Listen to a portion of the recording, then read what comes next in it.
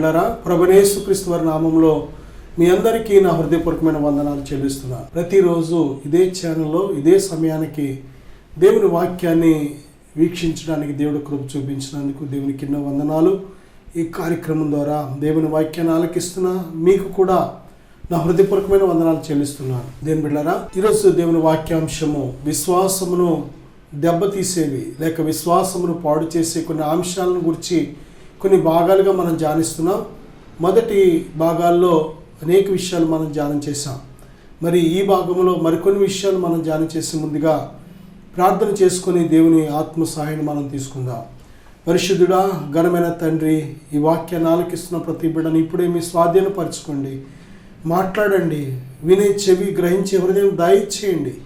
నైనా వారి అమూల్యమైన విశ్వాసాన్ని పాడు చేసే ఏ పరిస్థితి అయినా సరి చేసుకుంటూ సహాయం దయచేయమని యేసుక్రీస్తు నామంలో అడుగుచున్నాను తండ్రి, ఆమేన్. దేవుని బిడ్డలారా, విశ్వాసం కోసం ఎందుకు మనం ఇంతగా ఆలోచన చేయాలి, విశ్వాసం ఎలాగ పొందుకోవాలి, అలాగే విశ్వాసాన్ని పాడు చేసే పరిస్థితులను ఏ విధంగా జయించాలి, అనేక విషయాలు మనం ధ్యానం చేయబోతున్నాం. దేవుని బిడ్డలారా, నిజమే, విశ్వాసము లేకుండా దేవునికి ఇష్టడైనట అసాధ్యం.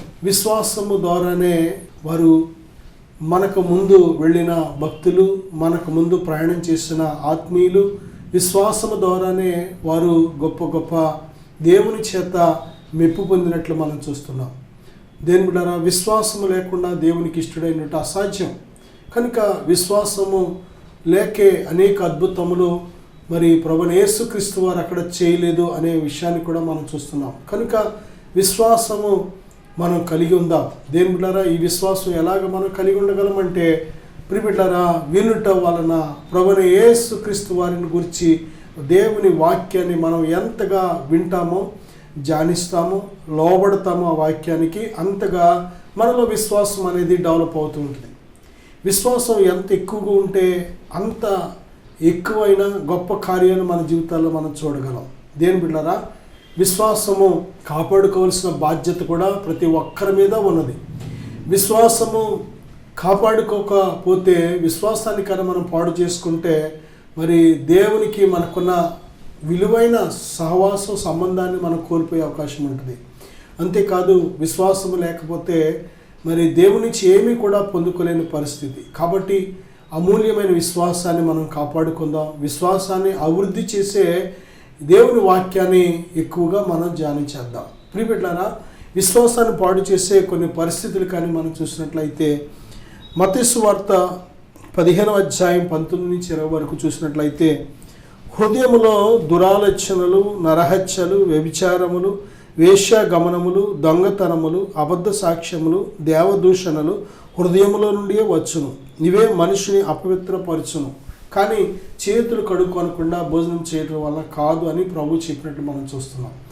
దేవుని బిడ్డలారా, విశ్వాసం అనేది శరీరానికి సంబంధించిందా, హృదయానికి సంబంధించిందా అనేది మనం ఆలోచన చేస్తే హృదయానికి సంబంధించింది. హృదయం అంటే నీవే. దేవుని బిడ్డ, హృదయం అంటే మానవుడు. మనిషి అంటే శరీరమే కాదు, మనిషి అంటే ఆత్మ. ఆత్మన్నా హృదయమన్నా ఒక్కటే. ప్రియ బిడ్డలారా, మరి ఈ హృదయం ఎప్పుడైతే సరిగా లేదో విశ్వాసము ఏమాత్రము కూడా సరైనదిగా ఉండదు. హృదయం స్థితిని బట్టే విశ్వాసము కూడా ఉంటూ ఉంటుంది. హృదయం స్థితి బాగోలేనప్పుడు విశ్వాసం కూడా దాని స్థితి బాగోదు. కాబట్టి ఇక్కడ మనం చూసినట్లయితే హృదయము అపవిత్రతతో ఉన్నట్లయితే అపవిత్రమవుతుంది. కాబట్టి ఇక్కడ హృదయాన్ని అపవిత్రపరిచే కార్యాలు కొన్ని మనం చూస్తున్నాం. అవేమనగా దురాలోచనలు, నరహత్యలు, వ్యభిచారములు, వేశ్యాగమనములు, దొంగతనములు, అబద్ధ సాక్ష్యములు, దేవదూషణలు హృదయములో నుండియే వచ్చు. ఇవే మనిషిని అపవిత్రపరచం. మనం చాలాసార్లు చేతులు కడుక్కోకుండా భోజనం చేస్తే అపవిత్రమవుతామేమో, లేక ఇల్లు కడుక్కోకుండా ఉంటే అపవిత్రమవుతామేమో, అనేక రకాల ఆచారాలు మనం ఫాలో అవుతూ ఉంటాం. కానీ ఈ బయట భౌతిక సంబంధమైన ఆచారాల కంటే తెలుసుకోవాల్సిన గొప్ప సత్యం ఏంటంటే, హృదయమే విలువైనది. హృదయం అపవిత్రపడకుండా చూడవలసిన బాధ్యత ప్రతి ఒక్కరిది. ఎవరి విశ్వాసాన్ని వారు కాపాడుకోవాలంటే ఎవరి హృదయాన్ని వారు కాపాడుకోవాలి. ఎందుకంటే హృదయం అపవిత్రమైతే విశ్వాసం కూడా అపవిత్రమవుతుంది. అపవిత్రమైన విశ్వాసం, పరిశుద్ధమైన విశ్వాసం అని రెండు రకాలు. దేని బిడ్డారా, అలాగే అల్ప విశ్వాసం అని, ప్రియ బిడ్డారా గొప్ప విశ్వాసం అని. ప్రభువైన యేసుక్రీస్తు వారి విశ్వాసములో వారి వారి స్థాయిలను బట్టి వారిని గురించి మాట్లాడినట్లు మనం చూస్తున్నాం. శతాధిపతి విశ్వాసం ఎంత గొప్పదంటే ఇశ్రాయేలులోనైనను ఎంత విశ్వాసం నేను చూడలేదు అని ప్రభు చెప్తున్నారు.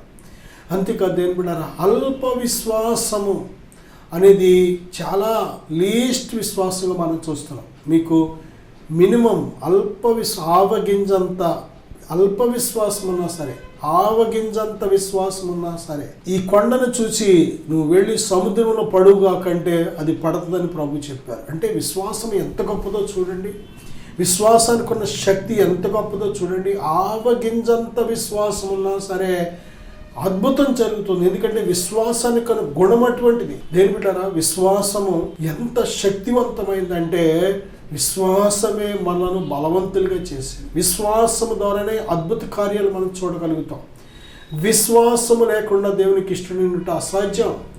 విశ్వాసము కనీసం ఆవగింజంత ఉంటే చాలా గొప్ప కార్యాలు మనం చూడగలుగుతాం. ప్రభువైన యేసుక్రీస్తు వారు ఒక దోణిలో ప్రయాణిస్తున్నప్పుడు సముద్రం మీద, ప్రిమిట్లరా ఆ యొక్క శిష్యులు కూడా ప్రభుతో ఉన్నారు కానీ ప్రభు ఎవరో వారికి తెలియలేదు, ప్రభువు ఎవరో వారు గ్రహించలేదు, ప్రభు శక్తి, ప్రభు కార్యాలు వారు ఏమాత్రము తెలుసుకోలేదు. కాబట్టి ఈయన ఎవరో అని అనుకుంటున్నారు వాళ్ళు. ఆ సముద్రం మీద తుఫాను ఎదురైనప్పుడు ఆ అలల చేత, గాలి చేత ఆ యొక్క దోణి మునిగిపోయే పరిస్థితులు ఏర్పడుతున్నప్పుడు వారు భయపడి ప్రభు దగ్గరికి వచ్చి, ప్రభువా నశించిపోతున్నాము, రక్షించు అని కేకలు వేస్తున్నారు. అప్పుడు ప్రభు లేచి వారితో చెప్పిన మాట, అల్ప విశ్వాసుల ఎందుకు సందేహపడుతున్నారు మీరు? నిజమే, అల్ప విశ్వాసము దేని బిడ్డారా, మరి అది ఏమాత్రము కూడా మనకు ఉపయోగపడదు. కనీసం ఆవగింజంతైన విశ్వాసం మనకు కావాలి. అల్ప విశ్వాసం ప్రభు వారితో ఉండగా వారికి ఎందుకు భయపడాలి? మన జీవిత ప్రయాణాల్లో ప్రభు మనతో ఉన్నా, కానీ మన కుటుంబాల్లో ప్రభు ఉన్నా, మన హృదయంలో, మన దేహంలో ప్రభు ఉన్నా చాలాసార్లు భయపడుతూ ఉంటాం. ఇది నీ విశ్వాసాన్ని దెబ్బతీస్తూ ఉంటుంది. ప్రభు మీద నీకున్న విశ్వాసం దెబ్బతినకుండా చూసుకోవాలి. దేవుళ్ళారా, ఎక్కడ మనం చూసినట్లయితే ప్రభు వారితో ఉన్నారు కానీ వారు ప్రభు ఎవరో గ్రహించక వారు భయపడుతున్నారు. అందుకే ప్రభు చెప్తున్నారు, ఎందుకు భయపడుతున్నారు? ప్రియబిడ్డ, చాలాసార్లు విశ్వాసము అపవిత్రమైన హృదయాల్లో ఏమాత్రము కూడా ఉండదు. విశ్వాసం సరైన మంచి విశ్వాసము పరిశుద్ధమైన హృదయంలో మాత్రమే ఉండగలుగుతుంది. ప్రియబిడ్డలారా, హృదయం అపవిత్రంగా ఉన్నట్లయితే ఏ కార్యాల చేత అపవిత్రమవుతుంది హృదయం అంటే? ఇప్పుడు మనం చెప్పుకున్న దురాలోచనలు, నరహత్యలు, వేశ్యాగమనములు, వ్యభిచారములు, దొంగతనములు, అబద్ధ సాక్ష్యములు, దేవదూషణలు ఇవే హృదయం నుండి వస్తాయి. హృదయంలో నుండి పుట్టి బయట జరిగే ఆ క్రియలుగా మారుతూ ఉంటాయి. ఆ క్రియల కంటే ముందు, యాక్షన్ కంటే ముందు హృదయంలో ఆలోచనలు చాలా ప్రాముఖ్యమైనవి. దేని బిడ్డారా, దేవుడు నోవహుతో అంటున్నాడు ఏమనంటే, ఈ తరము వారిలో నీవే నా ఎదుట నీతిమంతుడు అయి ఉండడు చూచితునని. ఎందుకు ఎలాగ చెప్తున్నాడు దేవుడు? నోవహు కంటే నీతిమంతులుగా కనబడిన వారు చాలామంది ఉన్నారు ఆ కాలం. దేని బిడ్డారా, అయితే దేవుడు దేనిని బట్టి కౌంట్ చేస్తున్నాడంటే హృదయంలో ఆలోచనలు. ప్రాముఖ్యంగా పైకి మనుషులు భక్తి గల వారిగా కనబడవచ్చు, నీతిమంతులుగా కనబడవచ్చు, బుద్ధిమంతులుగా కనబడవచ్చు. దేని బిడ్డారా, పైకి మరి చాలా మంచివారిగా కనబడవచ్చు, కానీ దేవుని లెక్కలో హృదయంలో పుట్టే ఆలోచనలు బట్టి మొట్టమొదటిగా దేవుడు లెక్కిస్తున్నాడు. హృదయము నిండి ఉండి దానిని బట్టి నోరు మాట్లాడుతూ ఉంటుంది. హృదయము నిండి ఉండి దానిని బట్టి ప్రవర్తన, హృదయము నిండి ఉండి దానిని బట్టి నడకలు, హృదయము దేవుని దృష్టిలో ఎలాగుందనేది దేవుడు ప్రతి క్షణము కూడా మన హృదయాన్ని పరీక్షించే దేవుడిగా ఉన్నాడు. హృదయాన్ని అంతరంగాన్ని పరీక్షించినప్పుడు మన హృదయాలు, మన ఆలోచనలు ఎలాగున్నాయి? ఆదికాండం 6వ అధ్యాయం మనం చూసినట్లయితే నరులు తమ మనసుకు నచ్చిన వారిని, మనసుకు నచ్చిన క్రియలు చేస్తున్నప్పుడు దేవుని హృదయం నొచ్చుకున్నట్లు మనం చూస్తున్నాం. దేని బిడ్డారా, మన హృదయాలను బట్టి, మన హృదయ ఆలోచనలు బట్టి దేవుని హృదయం నొచ్చుకునేలాగా, దేవుని ఆత్మ బాధపడేలాగా ఉన్నట్లయితే అది సరైన విశ్వాసం కాదు, సరైన భక్తి కాదు, సరైన జీవితం కాదు. అది మన హృదయ ఆలోచనలు బట్టి దేవుని ఆత్మ సంతోషించే విధంగా ఉండాలి. మన హృదయ ఆలోచనలు బట్టి దేవుని ఆత్మ మనం నమ్మే విధంగా ఉండాలి. ప్రియబిడ్డలారా, ఆలోచనలు చాలా ప్రాముఖ్యం. ఆలోచనలను నువ్వు ఎప్పుడైతే నీవు స్వాధీనపరచుకోగలుగుతావో నీ శరీరాన్ని స్వాధీనపరచుకోగలుగుతావు, నీ నాలుకను స్వాధీనపరచుకోగలుగుతావు, నీ ప్రవర్తనను స్వాధీనపరచుకోగలుగుతావు, నీ నడకలను చక్కగా సరి చేసుకొని జీవ మార్గంలో దేవుడు చెప్పిన రీతిగా నడిపించుకోగలుగుతావు. దేని బిడ్డారా, ఆలోచనలో తప్పిపోవడానికి కారణం ఏంటంటే హృదయానికి కావలసిన, హృదయాన్ని సరి చేయగలిగిన, హృదయాన్ని కంట్రోల్ చేయగలిగిన, హృదయాన్ని పరిశుద్ధపరచగలిగిన దేవుని వాక్యం లేకపోవడం. దేవుని వాక్యానికి మన హృదయాల్లో చోటిచ్చినట్లయితే, దేవుని వాక్యానికి మన హృదయాలు లోబడినట్లయితే మన హృదయంలో ప్రతి ఆలోచన కూడా మారిపోతుంది. దేవుని బిడ్డలారా, హృదయంలో ఆలోచన ఉండి, హృదయంలో వాక్యం ఉండి ఒకళ్ళ ప్రవర్తన సరిలేదు అంటే మనం దేవుని వాక్యానికి లోబడట్లేదని అర్థం. మనం అవిధేయులుగా ఉన్నామని అర్థం. ప్రియబిడ్డలారా, చాలామంది హృదయంలో తప్పిపోతూ ఉంటారు. పైకి భక్తి కలిగిన వారి వలె ఉంటూ ఉంటారు, పైకి చాలా మంచివారు ఉంటూ ఉంటారు, కానీ హృదయంలో ఆలోచనలో తప్పిపోతూ ఉంటారు. అందుకే దేవుడు అంటున్నాడు, నా ఆత్మ నరులతో ఎల్లప్పుడూ వాదించదు, వారు హృదయంలో తప్పిపో ప్రజలు అంటున్నారు ఆయన. దేని బిడ్డారా, హృదయంలో తప్పిపోతే మాటలు తప్పిపోతావు, మాటలో తప్పిపోతే ప్రవర్తనలోనూ తప్పిపోతావు. హృదయంలో వాక్యం ఉంటే హృదయ ఆలోచనలు మారుతాయి, నోటి మాటలు మారుతాయి, ప్రవర్తన నడకలు మారుతూ ఉంటాయి. దేని బిడ్డారా, దేవుని యొక్క వాక్యం ఎంత శక్తివంతమైందంటే ఆ మూలుగులను, తలంపులను అన్నిటినీ శోధించి శుద్ధి చేసే శక్తివంతమైనది. దావీదు అంటాడు కదా, నేను నీ ఎదుట పాపము చేయకుండానట్లు నా హృదయంలో నీ వాక్యమును ఉంచుకొని ఉన్నాను అంటున్నాడు 119. దేని బిడ్డలారా, దేవుని వాక్యము చేత ఇష్టపూర్వకంగా, మనస్ఫూర్తిగా, ప్రేమతో దేవుని వాక్యాన్ని ఎప్పుడైతే విధేయతతో నువ్వు ఆహ్వానిస్తావో దేవుని వాక్యాన్ని, ఆ వాక్యం ఎంతో శక్తివంతంగా పనిచేస్తూ ఉంటుంది. దేవుని వాక్యం మనల్ని పరిశుద్ధపరిచే వాక్యం. దేవుని ఆత్మ మనల్ని పరిశుద్ధపరుస్తారు. యేసు రక్తం మన ప్రతి పాపాన్ని కడిగి మన హృదయాన్ని పరిశుద్ధపరిచి, దేవుని బిడ్డలారా, మన మనస్సాక్షికి ఎటువంటి మళ్ళీ పాపపు జ్ఞాపకాలు లేకుండా కడిగేస్తుంది. నిజమే, మనం సరైన పశ్చాత్తాపం పడినట్లయితే, హృదయపూర్వకమైన పశ్చాత్తాపం పడినట్లయితే, మనస్పూర్వకమైన పశ్చాత్తాపం, మన గతించిన పాపపు అవిధేయత జీవితాన్ని బట్టి మనం పశ్చాత్తాపడినట్లయితే యేసు రక్తం మన ప్రతి పాపాలని కడిగి ఒక నూతనమైన మనసును మనకు దయచేస్తాం. దాని పేరే మారు మనసు. నీటిలో మునగడం చాలా ఈజీ. నీటిలో మునగడం ఎంత ప్రాముఖ్యం అనుకుంటున్నామో అంతకంటే ఆత్మలో కూడా మార్పు రావాలి, హృదయంలో కూడా మార్పు రావాలి. నా సహోదరుడా, సహోదరి, నువ్వు నీ విశ్వాసాన్ని పాడు చేసే గుణాల్లో ఒక భయంకరమైన గుణం ఏంటంటే అపవిత్రమైన హృదయంతో భక్తి చేయడం. అపవిత్రత హృదయంలో పెట్టుకొని విశ్వాసాన్ని ఏమాత్రం కూడా నువ్వు అభివృద్ధి పరచుకోలేవు. రెండవదిగా మత్తయి సువార్త 15వ అధ్యాయం 23 నుంచి 28 వరకు మనం చూసినట్లయితే, దేవుడా, ఇక్కడ ఒక సురోఫెనికేయ స్త్రీని మనం చూస్తున్నాం.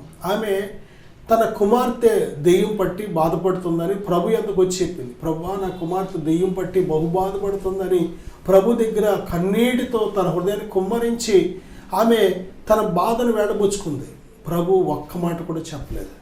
అలా ముందుకు వెళ్ళిపోతున్నారు. శిష్యులు ఆయనకు వెళ్ళిపోతున్నారు. ఇదేంటి ఇంత కన్నీటితో, వేదనతో, నేను నా బాధని చెప్తే అందరి బాధలను తీరుస్తున్నాడు ఈయన, నా బాధ తీర్చట్లేదేంటి, ఇంత కన్నీటితో మొరపెట్టుకుని ఇంత దానికి రెస్పాండ్ అవ్వలేదు ఏంటని ఆమె మళ్ళీ చెప్పింది. ఇంకెలా కాదని కేకలు వేయడం మొదలెట్టింది. కేకలు వేస్తుంటే ఆ శిష్యుల చెవులు గింగురమంటున్నాయి. వెంటనే శిష్యులు ప్రభు దగ్గరికి వచ్చి, ప్రభువా, ఆమె మన వెంబడ వచ్చి ఇలాగ కేకలు వేయకుండా ఉండినట్లు ఆమెను ముందు పంపించే అని ప్రభు దగ్గర వారు మనవి చేశారు. అప్పుడు ప్రభు చెప్పిన మాట, నేను నశించిన ఇశ్రాయేలు వారి యొద్దకే కానీ మరి ఎవరి యొద్దకు పంపబడలేదు అని వారితో చెప్పడం జరిగింది. ఆమె మళ్ళీ మాట విని, ప్రభువా, నా కుమార్తె బాధపడుతుంది దెయ్యం పట్టి, నన్ను ఇదిగో కరుణించు, కనికరించు అని ఆమె ఇంకా విలపిస్తూ మాట్లాడుతుంది. ప్రభు ఒక్క మాట కూడా జవాబు చెప్పలేదు. ప్రభు దగ్గరికి వచ్చి మళ్ళీ మొరపెట్టింది. మొరపెట్టినప్పుడు ప్రభు ఒక్క మాట చెప్పారు, అమ్మా పిల్లల రొట్టె తీసుకొని కుక్క పిల్లలకు వేయుట యుక్తము కాదు అన్నారు ప్రభు. దేని బిడ్డారా, ఆ మాటకు ఆమెలో ఎటువంటి స్పందన రావాలి? ప్రభు దగ్గరికి వచ్చినప్పుడు మనకి ఏదైనా దేవుని మందిరానికి వెళ్ళినప్పుడు, ఏదైనా వాక్యం చదువుతున్నప్పుడు ఏదైనా గాయం తగిలితే, దేని బిడ్డారా గాయాలు తగులుతాయా? మందిరానికి వెళితే గాయం తగులుతుందా? నష్టం కలుగుతుందా? కాదు. ఒక్కోసారి నీ విశ్వాసం పరీక్షించబడుతుంది. దేవుని వాక్య ప్రకారం నువ్వు జీవించినప్పుడు తప్పనిసరిగా నువ్వు పరీక్షించబడతావు. నీ విశ్వాసం పరీక్షించబడుతుంది. నీతిమంతునికి కలుగు శ్రమలు అనేకములు. దేని బిడ్డ ప్రభు చెప్తున్నారు, నా నిమిత్తమని కొన్నిసార్లు వాక్యము నిమిత్తము శ్రమ అయినను హింస అయినను కలిగినప్పుడు అనే మాటలు మనం చూస్తున్నాం. వాక్యము నిమిత్తము కొన్నిసార్లు మనకు హింస ఎదురవ్వచ్చు, వాక్యం నిమిత్తము శ్రమ ఎదురవ్వచ్చు. కొన్నిసార్లు దేవుడి వాక్యం ద్వారా దేవుడు మనతో మాట్లాడుతుంటే మన ప్రవర్తన సరిచేసుకోకపోతే కొంచెం బాధ అనిపిస్తూ ఉంటుంది. మన జీవితాన్ని అద్దంలో కనబడినట్టు దేవుడు బయట పెడుతుంటే మనకి ఇదేంటి, నా జీవితం కోసమే చెప్తున్నాడు ఈయన అని తిరుగుబాటు చేసే హృదయం మనం కలిగినట్లయితే, లోపడలేని హృదయం మనం కలిగినట్లయితే తప్పనిసరిగా మన స్పందన చాలా విరోధంగా ఉంటూ ఉంటుంది. లోబడే జీవితాలు వేరు. దేవుడు మాట్లాడినప్పుడు వాక్యానికి లోబడి సరిచేసుకొని దేవుని కోసం బ్రతకడానికి తీర్మానం తీసుకునే జీవితాలు వేరు. అదే సమయంలో తిరుగుబాటు చేసే హృదయాలు ఉంటాయి, తిరుగుబాటు చేసే జీవితాలు ఉంటాయి. ఎదురు దేవునికి విరోధంగా, సేవకునికి విరోధంగా, సంఘానికి విరోధంగా మాట్లాడే మనుషులు, హృదయాలు కలిగిన వారు ఎంతోమందిని మనం చూస్తున్నాం. నా సహోదరుడా, ఎలాగుంది నీ స్పందన? దేవుడు నీతో మాట్లాడుతున్నప్పుడు లోబడుతున్నావా లేక తిరుగుబాటు చేస్తున్నావా? ఆమెతో ఆ మాట అన్నప్పుడు ఆమె అవును ప్రభువా, కుక్క పిల్లలు కూడా తమ యజమానుల బల్ల మీద నుండి పడి రొట్టె ముక్కలు తినిను కదా అని తన్ను తాను తగ్గించుకుంది. తగ్గింపు కావాలి. గర్వం అనేది ఏమాత్రము కూడా విశ్వాసాన్ని అభివృద్ధి చేయలేదు కదా, ఎదురు నష్టపరుస్తుంది. విశ్వాసాన్ని పాడు చేసే భయంకరమైన గుణం ఏంటంటే గర్వం, అహంకారం. దేని బిడ్డ, దేనిని బట్టి నువ్వు గర్వపడుతున్నావు? ఈ లోక సంబంధమైన వాటిని బట్టి గర్వపడుతున్నావా? నీ కులాన్ని బట్టి గర్వపడుతున్నావా? నీ అందచందాన్ని బట్టి గర్వపడుతున్నావా? నీ చదువుని బట్టి గర్వపడుతున్నావా? లేక నువ్వు సంపాదించిన, లేక నీ పితల నుంచి వచ్చిన ఆస్తిని బట్టి గర్వపడుతున్నావా? నీ ఒంట్లో ఉన్న బలమును బట్టి, నీ వయసును బట్టి గర్వపడుతున్నావా? నీ తెలివితేటలను బట్టి, నీ చాతుర్యాన్ని బట్టి గర్వపడుతున్నావా? నీకున్న జనబలగాన్ని బట్టి గర్వపడుతున్నావా? జాగ్రత్త. మట్టి మనిషి అని మర్చిపోవద్దు. కొంతసేపు కనబడి అంతలో మాయమైపోయే ఆవిరి వంటి జీవితం అని మర్చిపోవద్దు. కొంతసేపు కనబడి అంతలో మాయమైపోతాం మనం. ఈ లోకానికి వచ్చినప్పుడు ఏమీ తీసుకుని రాలేదు, ఈ లోకం విడిచిపెట్టినప్పుడు ఏమీ కొనిపోం. ఎవరు ఏమీ నీ వెంట రావు.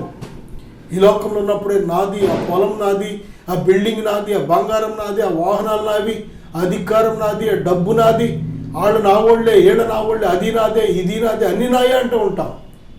ఒక రోజున చెప్పి పెట్టకుండా అన్నీ విడిచిపెట్టిపోతాం.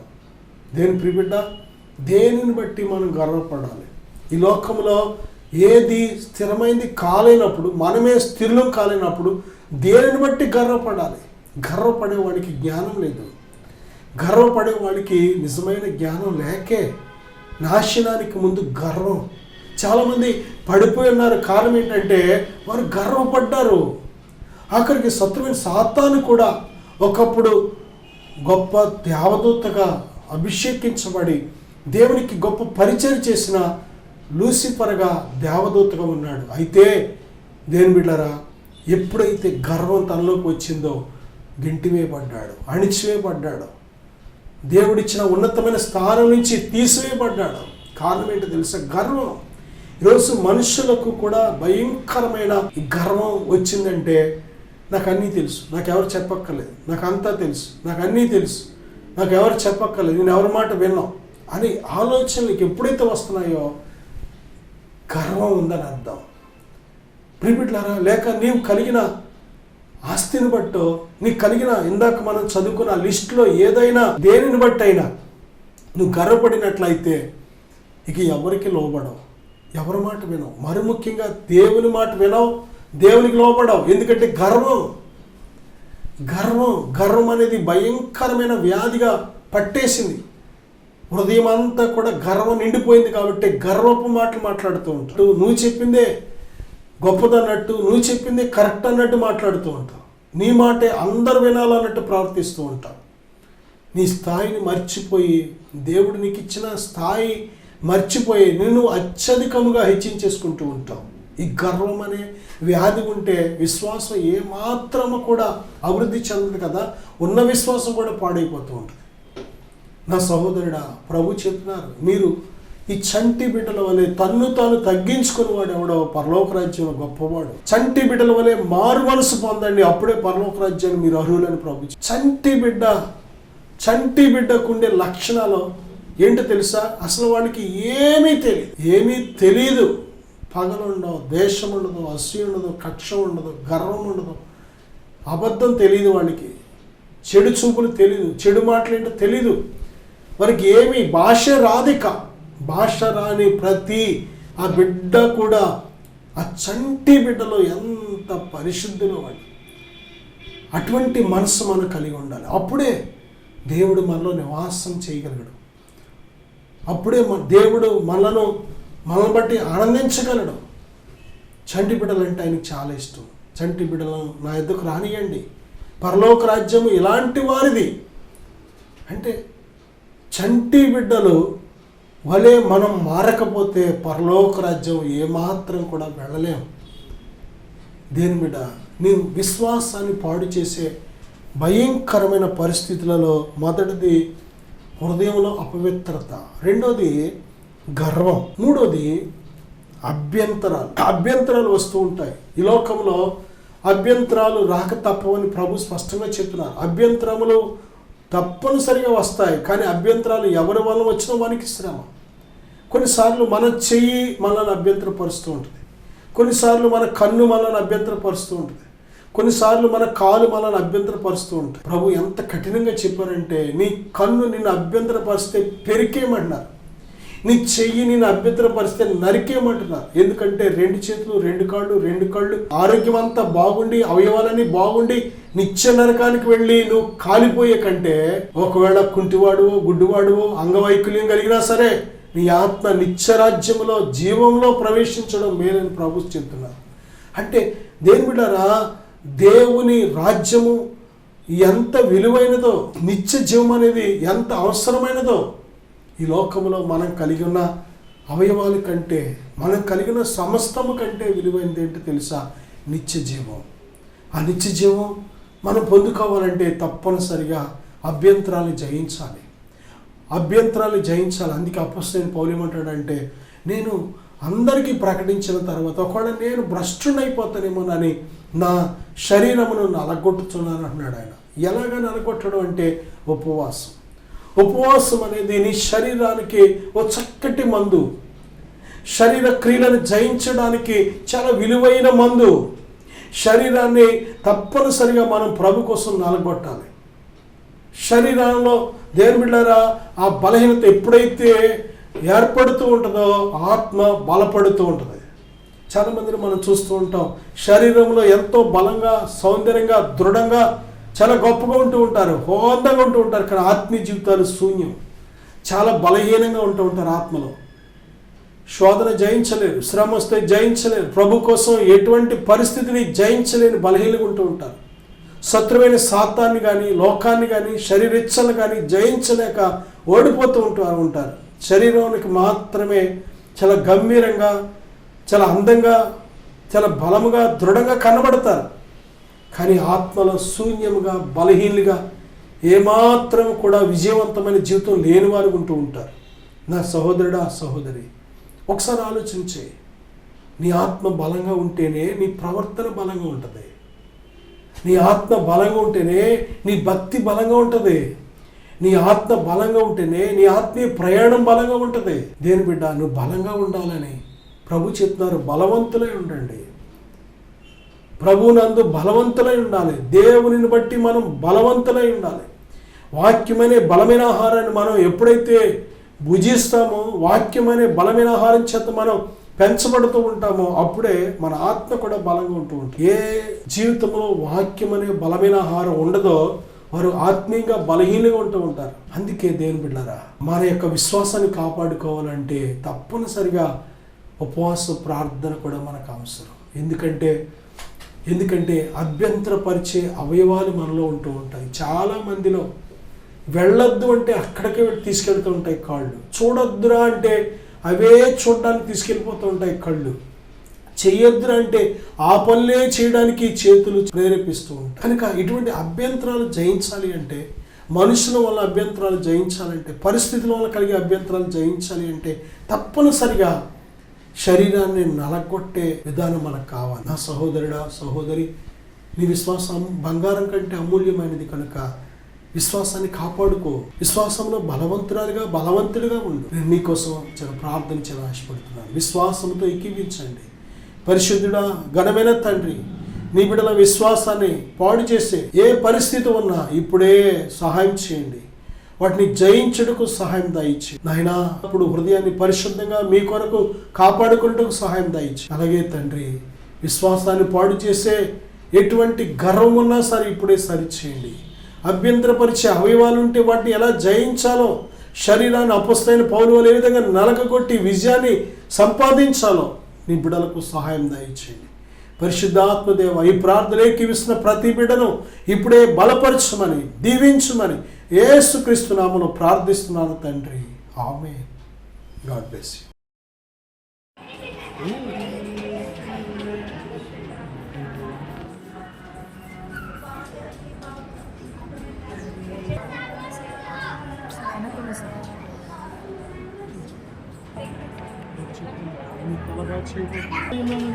దేవునామానికి వందనాలు, సేవకులకు నా వందనాలు.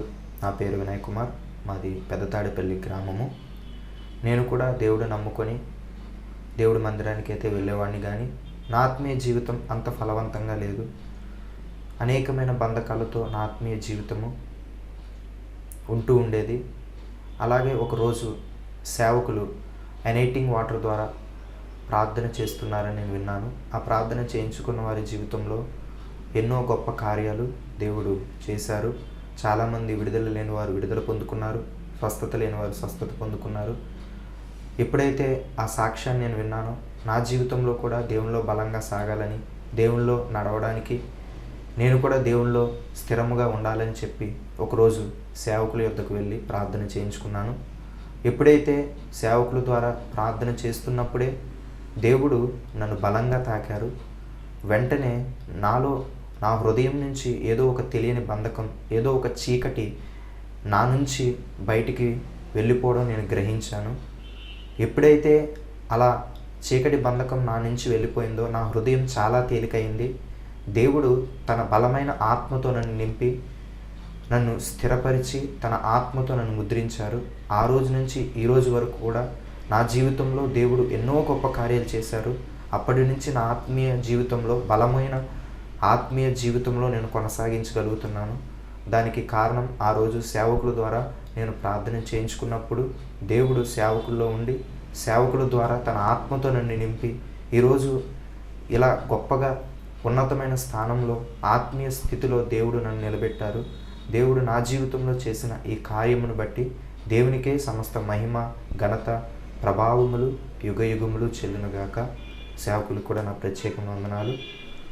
Thank you. Praise the lord.